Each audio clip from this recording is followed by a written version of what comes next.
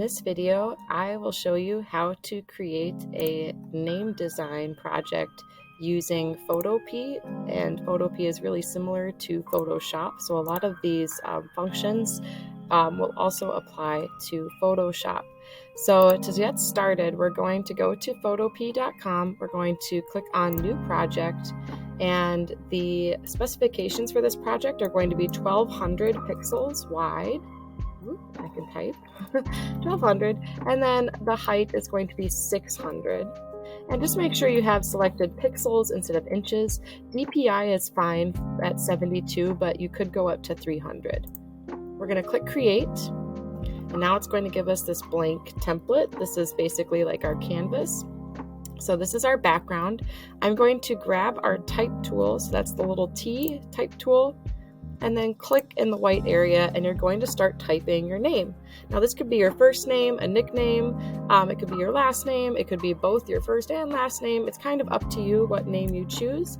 I'm going to choose Mrs. Quam, and you'll probably notice that it's going to be very small, and we want to make this larger. So in order to change things about the type, we actually do have to basically click and drag to highlight. So just be careful that you're not clicking too far away. Otherwise, if you click too far away, it will often create an extra text layer. So we just want to make sure we click and highlight, click and drag to highlight the text. And then you're going to take a look up at the top of your screen here where it has the typeface, it has the style, it has the size and the color. So I'm going to increase the size to as big as it'll go, and I'll probably even need to adjust that even more. So we're at 150 pixels for size, and I'm going to just click on this and basically click and drag it over. You can also use the move tool here, which is at the top. Otherwise, it's built into the type tool if you just basically click and drag to move that around. You probably want it a little more centered on your screen. And then I'm going to highlight it again because I'm going to be choosing a typeface. So a typeface is like font. We're going to choose the style of type that we want. And it can be any of these typefaces. I just should be able to read it. So as long as it's readable, just make sure it's not like one where it's just a bunch of symbols. Choose an actual typeface. And I want you to choose a typeface that pertains to you, if that makes sense. So if I chose a very, very fancy, elegant typeface, maybe that's the way I think of myself. Maybe I like fancy things, or I like old school handwriting or style. And then if you choose maybe, let's say, this one, this eraser typeface, maybe you're kind of childish, or you like to be playful. So choose the typeface that makes sense for you. And it doesn't have to pertain to all of you, but whatever typeface you choose, you should be able to back it up with a reason. So like if I chose this one, maybe it's because I like to be kind of playful as well, and I really like curly cues. And it also kind of feels like an Art Deco typeface, which I really like, the 1930s Art Deco style. So maybe that's why I'm choosing this typeface. I think I'm just going to stick with this one for now. So we'll leave it at this. I can always change this type layer or type later if I change my mind, because this is a text layer. Now we need to get the photo that we want to go on the inside of the text. We need to find our photo. So I'm going to go in, and I have it already added to my my drive basically, but I can go in here. I'll just kind of quick show you. So if you go to Google Drive, basically what you'll be able to find is that if you take a photo from your phone, you're going to go on your phone, and you're going to upload the photo from your phone to Google Drive. So you'll go to Google Drive, and then you can just simply say, like the little plus sign there, you'll add the photo to Google Drive. That way you can come to the computer like I am at this point and download the photo and use it in your design. So I'm just going to scroll down here. I have this photo of Christmas lights. I'm going to right click on the photo and just say download. Okay, so right click, download. So this is going to go into my downloads, which is fine. Now I'm going to go back to Photopea, and I'm going to go to File and Open in Place. Now this is different in Photoshop. In Photoshop, it's going to say Place Embedded, which is usually towards the middle. We are going to do Open in Place since we're in Photopea. So here we're basically just saying, hey, I want to open this image and place it in my canvas. So I'm going to double click on the Christmas lights here, and it automatically gives me these little squares that I can drag up and down to resize. I can also, if I go in the corner here, you'll see it gives me like a little curve symbol. Maybe you can see that. So if I click and hold and drag that up and down, I can also rotate. Once you have your photo sized right, so if you need to resize it, you can just click and drag. If you accidentally click out and you're like, wait, what do I do now? I can't resize anymore. All you have to do is go to Edit, Free Transform, or Alt-Control-T. So Free Transform will let you resize as much as you need to.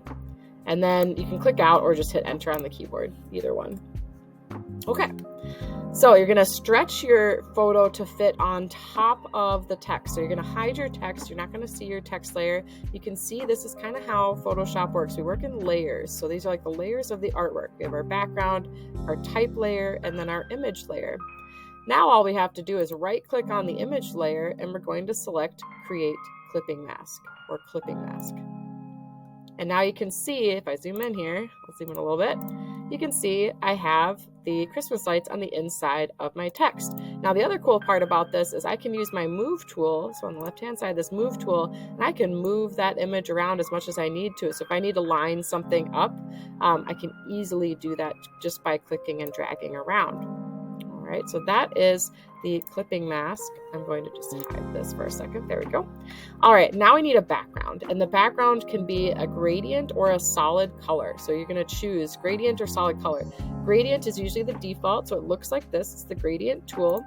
Now to use the gradient tool, it's all about which colors you have selected. So I'm going to move this over. There we go. So the colors that we have selected are really important. So right now I have black and gray. So if I click and drag here, whoops, make sure you're on your background layer. If I click and drag, it's just going to fade from black to gray. And if I go this way, black to gray, right? So those are the colors. If I want to change those colors, I can go up here to this little drop down menu and change them here.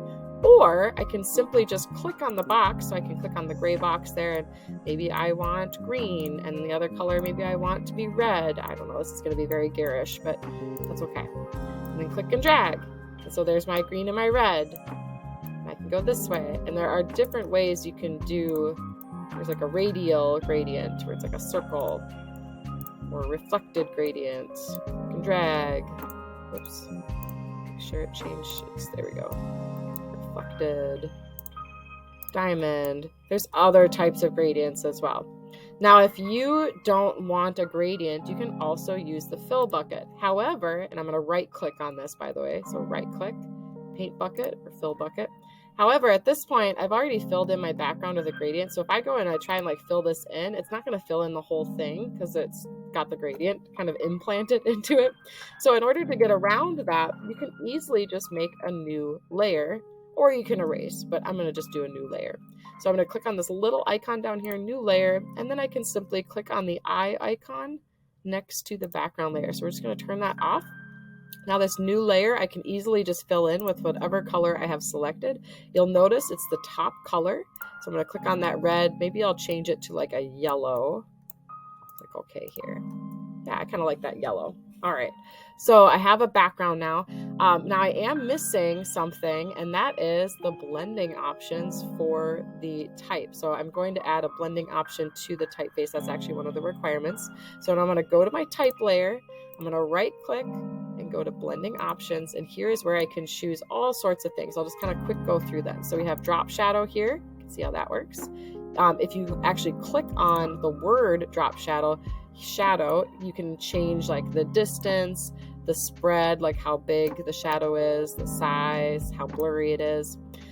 If you don't want drop shadow, you can do outer glow. Outer glow, I'm going to change the color on that so we can see it a little better, hopefully. Outer glow basically means you should see, and you can kind of see it there, you should see a glow start to form around the outside of your letters. And it depends on the color and settings you have here. I'll just set it to normal here, and we'll kind of play around with that. But that's essentially the glow function. So it kind of gives it this nice glow, and you can change the color on that.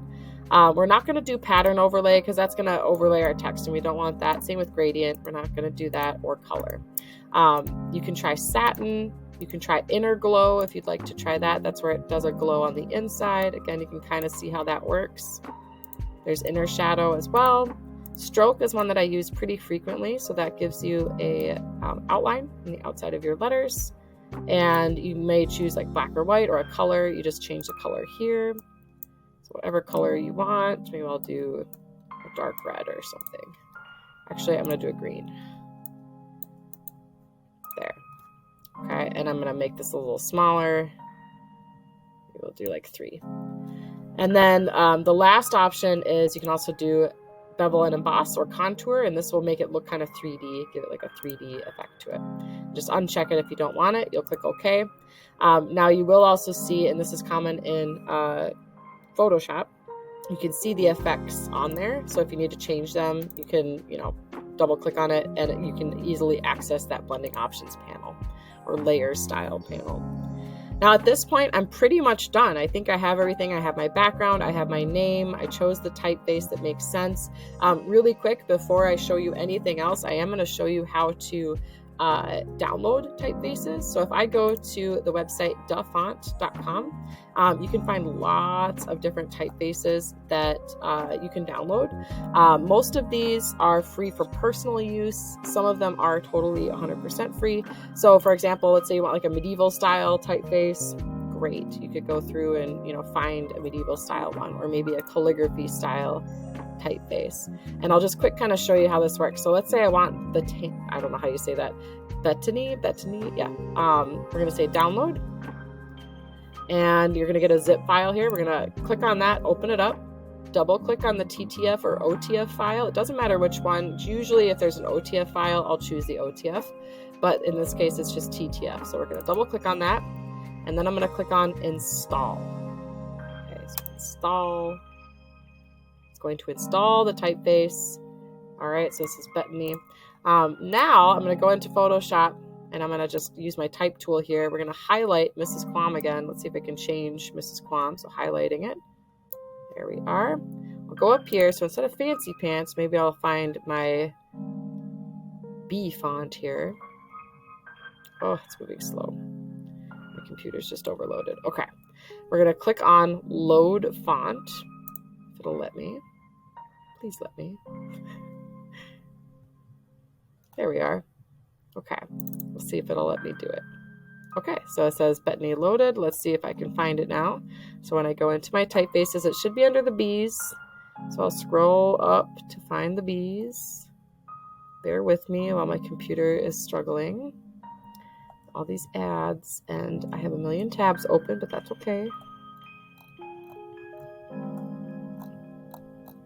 All right, so we're looking for BE, and you can use the existing typefaces. You don't have to download a typeface if you don't want to. It's just kind of nice to have some extra options in case you're looking for a specific typeface. Almost there. Oh my. All right. BET. Maybe. Oh, I'm not seeing it. Let me just see if I can click and find it. I'm going to type in BET. There it is, right there. All right, so that's a typeface that I just downloaded. You'll see again when I move it around, it kind of moves it around with the image is kind of locked behind it. So feel free to do that as needed. I'm going to make this a little bit bigger. So let's go to 200 pixels. Actually, let's try 300. Let's go for it.